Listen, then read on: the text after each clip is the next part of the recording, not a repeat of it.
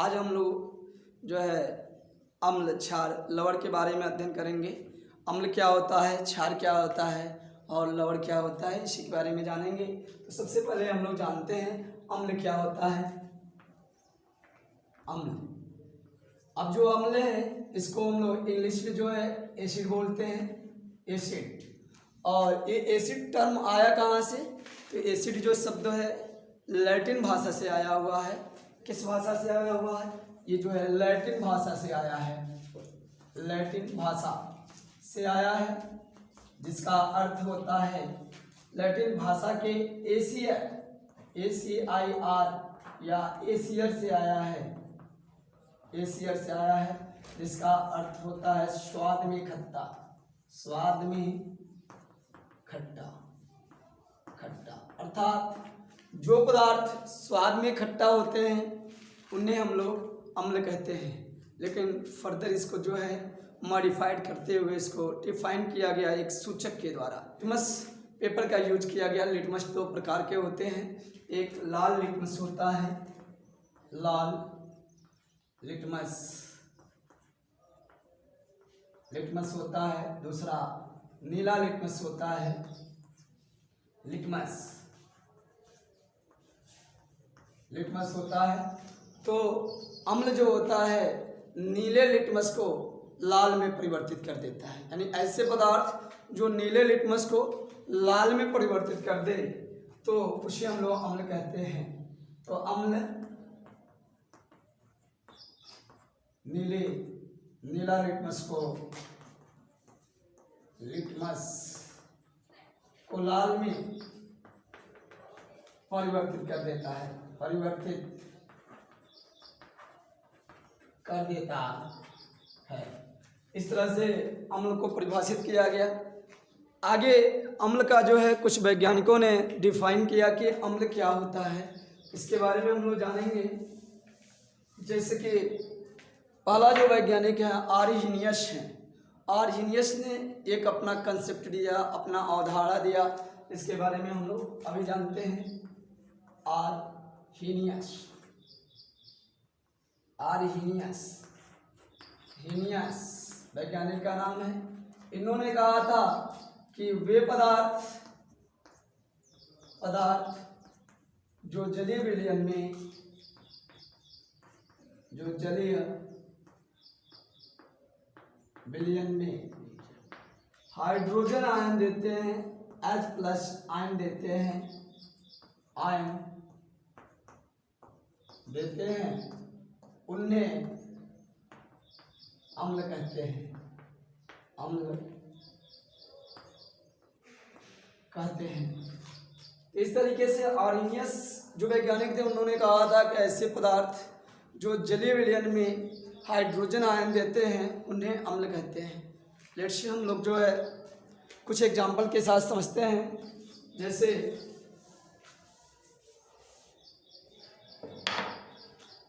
एक अम्ल जो है HCl हाइड्रोक्लोरिक अम्ल है, इसे यदि हम लोग जलीय विलयन में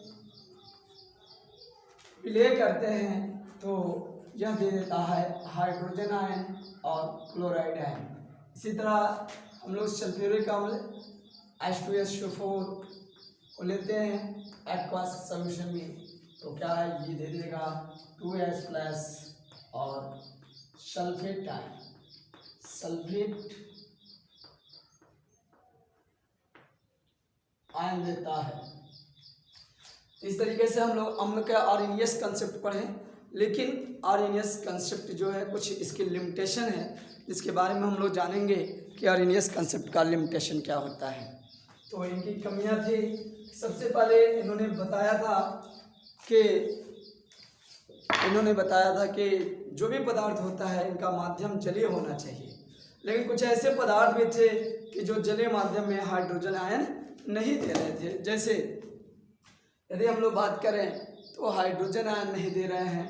उसके अलावा कुछ ऐसे भी पदार्थ थे जिनमें हाइड्रोजन की उपस्थिति नहीं थी और वो है अम्ल की तरह व्यवहार करते हैं।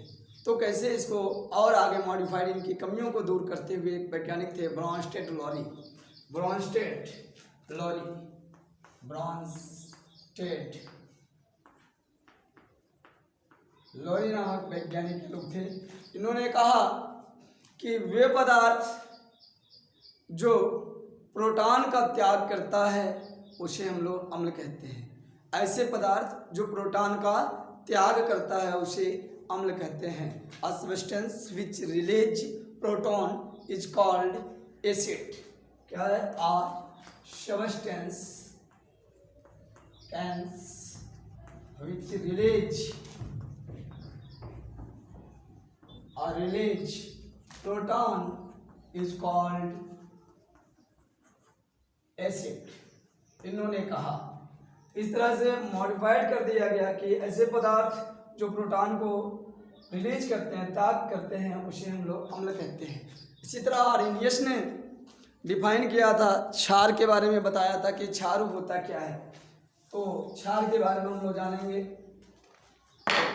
कि क्षार क्या होता है। जो क्षार होते हैं सबसे पहले स्वाद में कड़वा होते हैं और ये लाल लिटमस को नीले में परिवर्तित कर देते हैं। क्षार इस स्वाद में कड़वे होते हैं, स्वाद में कड़वे होते हैं। दूसरा पॉइंट से लाल लिटमस को लाल लिटमस को नीले में परिवर्तित कर देते हैं, परिवर्तित कर देते हैं। लेकिन आर्हेनियस साहब ने जो है क्षार के बारे में बताया क्या कि क्षार क्या होता है। इन्होंने बताया कि क्षार ऐसे पदार्थ होते हैं जो जलीय विलयन में हाइड्रोक्सिल आयन देते हैं। यानी वे पदार्थ जो जलीय विलयन में हाइड्रोक्सिल आयन देते हैं, क्षार कहलाते हैं, क्षार कहलाते हैं। जैसे sodium hydroxide, potassium hydroxide, ammonium hydroxide, इसे अन्य जो है क्षार है। इस तरह से इन्होंने बताया। लेकिन इनका कंसेप्ट अम्ल और क्षार के जो कंसेप्ट दिए थे वो कंसेप्ट में कुछ कमियां थी। जैसे अमोनिया का खोज हुआ तो अमोनिया का पता चला तो अमोनिया जो है एक क्षारीय प्रकृति का यौगिक है, ये क्षारीय प्रकृति का यौगिक है, लेकिन इसमें क्या है, हाइड्रोक्सिल आयन नहीं है। तो कैसे हम लोग डिफाइन कर सकते हैं कि अमोनिया जो है क्षार होता है। तो इसलिए इनके जो है कंसेप्ट दिया गया उदाहरण क्या है, लिमिटेशन थी, कमियां थी। इस कमियों को मॉडिफाइड लोग किए ब्रॉन्स्टेड और लोरी ने। उन्होंने कहा a substance which require the proton is called base, या a substance which accept the proton is called base. यानी एक ऐसा पदार्थ जो प्रोटॉन को ग्रहण करता है उसे हम लोग क्षार कहते हैं। इस तरह से ये ब्रॉन्स्टेड लोरी का कंसेप्ट है। तो कह सकते हैं जो क्षार होता है वह प्रोटॉन को ग्रहण करता है। क्षार होता है जो वो प्रोटॉन को ग्रहण करता है। यानी वे पदार्थ जो प्रोटॉन को ग्रहण करता है उसे हम लोग क्षार कहते हैं। जैसे एग्जाम्पल के रूप में हम लोग लेते हैं अमोनिया जो है जब हाइड्रोक्लोरिक अम्ल से क्रिया करता है तो हाइड्रोक्लोरिक अम्ल में ये जो बॉन्ड बना है हाइड्रोजन और क्लोरीन के बीच में इलेक्ट्रॉन की साझेदारी से एकल बंध बना है। तो क्लोरीन जो है ज़्यादा विद्युत ऋणात्मक तत्व होने के कारण ये क्या होते हैं, इलेक्ट्रॉन को अपनी तरफ शिफ्ट करता है। तो इस पे आंशिक ऋणावेश, इस पे आंशिक धनावेश आता है और ये बॉन्ड जब टूट जाता है तो हाइड्रोजन आयन बन जाता है और क्लोराइड आयन बन जाता है। तो जब ये टूटता है तो इसके पास जो है इलेक्ट्रॉन उपस्थित होता है नाइट्रोजन के पास जो है अनाबंधित इलेक्ट्रॉन उपस्थित होता है और अनाबंधित इलेक्ट्रॉन नाइट्रोजन के नाभिक पे जो है ये क्या होता है आपका, ये प्रोटॉन जो है जाकर यहाँ पे जो प्रोटॉन हमें प्राप्त होता है, ये प्रोटॉन जाके इसके नाभिक पे अटैक करता है, यानी इससे जुड़ता है और ये जो है प्रोटॉन को ग्रहण कर लेता है। इस तरह से क्या है आपका बेस है, ये बना लेता है अमोनियम आयन। क्या बना लेता है? Ammonium ion. पुनः क्या है, अमोनियम आयन से क्लोरीन जुड़ जाता है और बन जाता है अमोनियम क्लोराइड। अमोनियम क्लोराइड इस तरह से आपका क्या हुआ, अमोनिया जो है एक क्षार की तरह बहुत ही काम कर रहा है, क्योंकि ये प्रोटॉन ग्रहण कर रहा है और हाइड्रोक्लोरिक अम्ल जो है बॉन्डेड लॉरी के अनुसार ये प्रोटॉन का त्याग कर रहा है, इसलिए ये क्या है, बेस है। इस तरह से हम लोग अम्ल और क्षार के बारे में अध्ययन किए।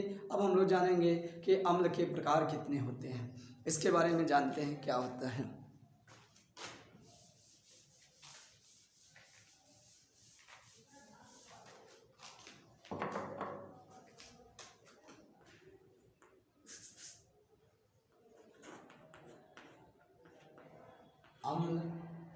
अम्लों के प्रकार, अम्लों के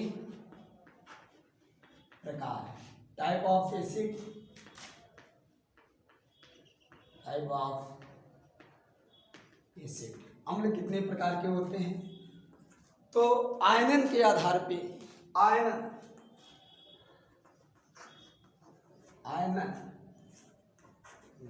के आधार पर, आयनन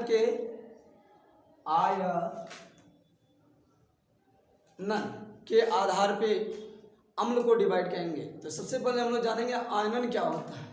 आयनन का मतलब होता है कि कोई भी लवण जब जल में डालते हैं तो वह वियोजित हो जाता है, टूट जाता है और धनायन और ऋणायन बनाता है। इसी क्रिया को हम लोग आयनन कहते हैं। तो धनायन और ऋणायन बनाने की जो क्रिया है जलीय विलयन में, इसको हम लोग क्या कहते हैं, आयनन कहते हैं। तो प्रत्येक जो है, चाहे अम्ल हो या लवण हो, यानी विद्युत अपघट्य जितने भी पदार्थ होता है वह क्या है, आयनित हो जाता है, यानी अपने आयनों में वियोजित हो जाता है। इसी क्रिया को आयनन कहते हैं। और आयनन के आधार पे अम्ल को दो भागों में बांटा गया है, दो भागों में बांटा गया है। पहला है प्रबल अम्ल,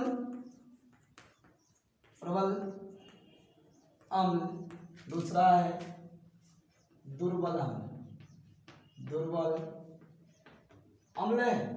प्रबल अम्ल को इंग्लिश में हम लोग बोलते हैं स्ट्रॉन्ग एसिड, दुर्बल अम्ल को वीक एसिड, वीक एसिड बोलते हैं। जो प्रबल अम्ल होता है यह जलीय विलयन में पूर्णतः आयनित होता है, अर्थात 100% आयनित होकर हाइड्रोजन आयन देता है। इसके एग्जाम्पल हैं जैसे HCl हाइड्रोक्लोरिक अम्ल, H2SO4 सल्फ्यूरिक अम्ल, नाइट्रिक अम्ल, HNO3। यह जलीय विलयन में पूर्णतः आयनित हो जाते हैं, इन्हें हम लोग प्रबल अम्ल कहते हैं। प्रबल अम्लों को हम लोग खनिज अम्ल भी कहते हैं, क्योंकि ये खनिजों से प्राप्त होते हैं। अब हम लोग आएंगे दुर्बल अम्ल। यह जलीय विलयन में अंशतः आयनित होता है, यानी पूर्ण रूप से आयनित नहीं होता है, इसे हम लोग दुर्बल अम्ल कहते हैं। जैसे एग्जाम्पल के रूप में हम यदि बात किया जाए तो फॉर्मिक अम्ल HCOH, इसके अलावा एसिटिक अम्ल CH3COH, ऑक्जेलिक अम्ल COH। ये सब क्या है, दुर्बल अम्ल है। ये जल में पूर्ण रूप से जो है आयनित नहीं होते हैं और ये इसे हम लोग प्राकृतिक अम्ल भी कहते हैं, क्योंकि ये प्रकृति से प्राप्त होते हैं। जैसे जो फॉर्मिक अम्ल है, जिसको हम लोग मेथेनोइक एसिड भी कहते हैं, ये हमें जो है सबसे पहले लाल चींटियों में प्राप्त हुई थी और लाल चींटी को हम लोग फार्मिका कहते हैं। और फार्मिका जो है एक लैटिन भाषा है और फार्मिका से ही जो है फार्मिक एसिड आया। और जितने भी जो है लाल चींटी होता है, बर्रा होता है, मधुमक्खियाँ होती हैं, उनमें क्या है, फार्मिक एसिड पाई जाती है। और जब ये हमारे शरीर में इंजेक्ट कर देते हैं, शरीर में क्या है उसको डाल देते हैं, तो क्या हमारे शरीर की त्वचा पे जो है लाल चकत्ते आ जाते हैं, जलन होने लगती है। इसको समाप्त करने के हम लोग कैलेमाइन या क्षारीय पदार्थ को जो है अपने जो है क्या है शरीर पे लगाते हैं, जिससे ये उदासीन हो जाता है और जलन क्या होता है, समाप्त हो जाता है। इसी तरह जो एसिटिक अम्ल है, एसिटिक अम्ल को लैटिन भाषा में हम लोग एसिटम बोलते हैं। एसिडम जो टर्म आया है लैटिन भाषा से आया है, जिसका अर्थ होता है सिरका। यानी सिरका को हम लोग क्या है एसिटिक अम्ल कहते हैं। इस तरह से सिरका एक प्राकृतिक अम्ल है। इस तरह से जो दुर्बल अम्ल होता है या जलीय विलयन में पूर्ण रूप से आयनित नहीं होता है, और इसे हम लोग क्या है कि प्राकृतिक अम्ल भी कहते हैं। अब अम्ल का दूसरा आधार है बांटने का। जो दूसरा आधार है उसके बारे में हम लोग पढ़ेंगे। क्या है दूसरा आधार? जलीय विलयन में हाइड्रोनियम आयन देने के आधार पर, hydronium ion, hydronium ion, hydronium ion देने के आधार पे हम लोग जो है अम्ल को बांटते हैं। तो सबसे पहले हम लोग जानेंगे हाइड्रोनियम आयन क्या होता है। यह जलयोजित आयन होता है, आयन होता है। अर्थात जब कोई अम्ल जो है जल से क्रिया करता है, H2O से क्रिया करता है, तो एक जलयोजित आयन बनता है, जिसे हम लोग हाइड्रोनियम आयन कहते हैं। यह हाइड्रोनियम आयन है, ये आपका हाइड्रोनियम आयन है। देखिए ये जो है जल जो है इस अम्ल से क्रिया करके क्या है एक आयन का निर्माण किया है, जिसे हाइड्रोनियम आयन कहते हैं। इस तरह से हाइड्रोनियम आयन जब जल में अम्ल जब मिलाते हैं हम लोग, तो जल जो है अम्लों से योजित हो जाता है, अम्ल से जुड़ जाता है, तो एक आयन का निर्माण करता है, जिसे हम लोग हाइड्रोनियम आयन कहते हैं। ये हाइड्रोनियम आयन है। इस तरह से जो अम्ल होता है वह जलीय विलयन में जो है हाइड्रोनियम आयन देता है। उसके आधार पे अम्लों को यदि हम लोग डिवाइड करें तो अम्ल जो है 3 प्रकार का होता है। पहला जो अम्ल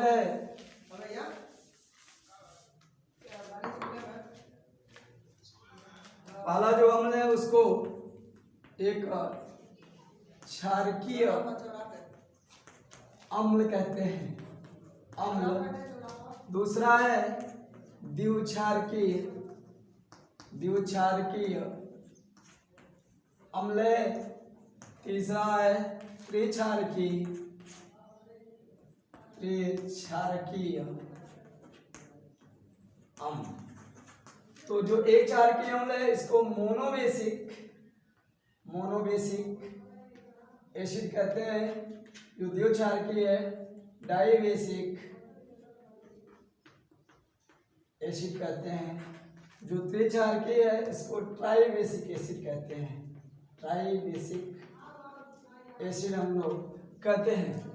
इस तरह से अम्ल जो है हाइड्रोनियम आयन यानी जलीय विलयन में हाइड्रोनियम आयन देने के आधार पर 3 भागों में बांटा गया है, मोनोबेसिक, डाइबेसिक, ट्राइबेसिक। मोनोबेसिक क्या होता है इसके बारे में हम लोग जानेंगे कि मोनोबेसिक क्या होता है, एक क्षारकीय अम्ल क्या होता है। तो यह जलीय विलयन में एक जो है हाइड्रोनियम आयन देता है, यह जलीय विलयन में एक हाइड्रोनियम आयन देता है। जैसे देखो यहाँ आप लोग HCl हाइड्रोक्लोरिक अम्ल जल से जब एक क्रिया करता है तो इसका जो है प्रोटॉन जो है इस जल से जुड़ जाता है और दे देता है आपका हाइड्रोनियम आयन H3O+ और क्लोराइड आयन निकल जाता है।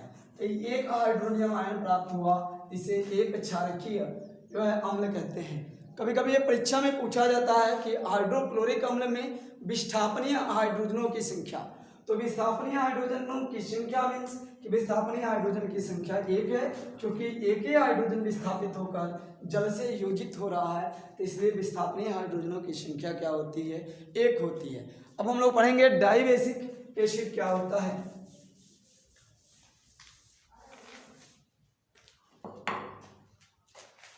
द्विक्षारकीय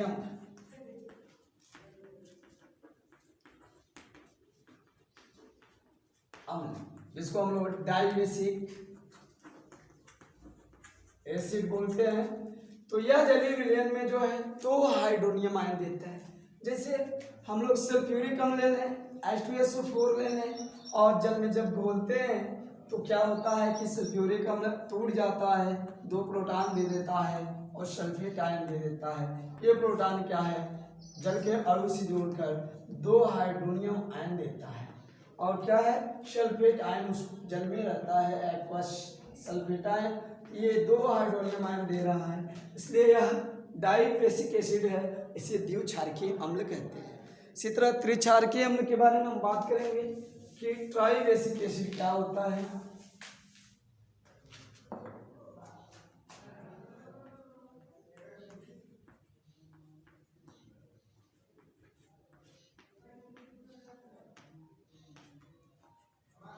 ट्राई बेसिक एसिड त्रिक्षारकीय अम्ल यह जलीय विलयन में 3 हाइड्रोनियम आयन देता है। जैसे हम लोग एग्जांपल लेते हैं फास्फोरिक अम्ल H3PO4 और ये जल से क्रिया करके जो है 3 जो है आपका हाइड्रोनियम आयन दे देता है और फॉस्फेट आयन बना लेता है। इस तरह से क्या है, ट्राई बेसिक एसिड है। तो हम लोग आज एसिड के बारे में अध्ययन किए और क्षार के बारे में भी कुछ जाने, लेकिन नेक्स्ट जो है लेक्चर में आप लोग को टाइप ऑफ बेस बताया जाएगा। इसके बाद से आगे कि बेस और अम्ल क्रिया करते हैं तो क्या बनता है, इसके बारे में बताया जाएगा। धन्यवाद।